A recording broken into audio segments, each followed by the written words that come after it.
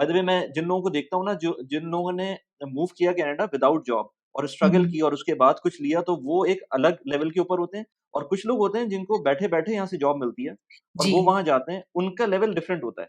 उनको लगता ही एग्जैक्ट उनको पता ही नहीं चलता कि उन्होंने किस चीज़ को मिस किया है बीच में, किस स्ट्रगल को मिस किया है। तो आप लोगों ने वो एब्सोल्युटली स्ट्रगल की होगी जब आप लोग मूव किए जी। होंगे और आपके पास कोई जॉब नहीं होगी।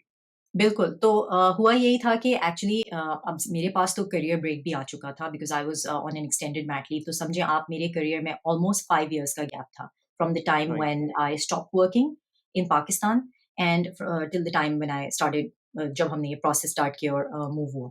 तो जी। अब उसमें ये था कि मैं जब ऑब्वियसली डिसीजन हमने यही लिया कि हम लॉन्ग डिस्टेंस करेंगे फॉर अ व्हाइल जब तक पासपोर्ट नहीं मिल जाता एंड देन वो उस वक़्त हमें लगता था कि फीज़िबल है, लेकिन वो obviously it's not something we recommend as well. हुँ, लोग करते हैं और बहुत से लोगों के लिए ये कामयाब भी रहा है। लेकिन हम हमारे लिए हमारी फैमिली सेटअप के लिए इट वाज़ नॉट वर्केबल, तो फिर Behroz decided to quit and come. लेकिन उस टाइम पीरियड में ही एक्चुअली सेड कि it's a big decision usually जब आप अपनी नौकरी हुँ, इतनी अच्छी नौकरी छोड़ रहे होते हैं। तो he said to me point blank कि मैं तो नहीं आऊँगा unless you look for a job. और डिसाइड राइट। हमने यही किया था कि he was making good money, तो he could have supported me without me having to work in Canada, अगर तो वो कंटिन्यू रखते पाकिस्तान में। हुँ, लेकिन ये हम कर नहीं पाए। तो फिर I had to really struggle and look for a job simultaneously looking after the kids, दोनों बच्चों के साथ अकेले।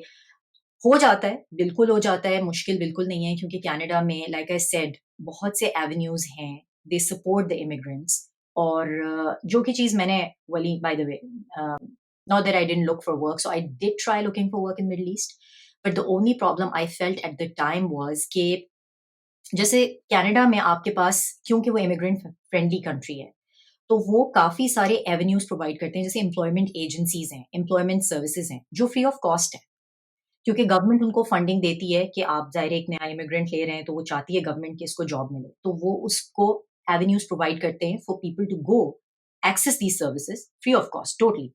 तो वो फिर आपको ब्रिजिंग प्रोग्राम्स देते हैं, आपको अपग्रेड करते हैं आपका रिज़्यूमे, आपके स्किल सेट को, कुछ आप अपनी स्किल सेट भी अपग्रेड कर सकते हैं। इंटरव्यू स्किल्स पे आपको आपके साथ काम करते हैं, जॉब प्रॉस्पेक्ट्स आपको भेजते हैं अच्छा, ये वो। सब कुछ वो फ्री ऑफ कॉस्ट करते हैं और बिल्कुल मैं फ्री ऑफ देखता हूँ लोगों को नहीं पता होता ये। नहीं पता होता ये, और ये चीज़ें जो हैं, ये इतनी ईज़िली एक्सेसिबल है, वो आपको एक वेलकम पैक देते हैं। Lot of times people just toss that in the bin क्योंकि हुँ, उनको वो काफ़ी उसमें वो लिटरेचर होता है।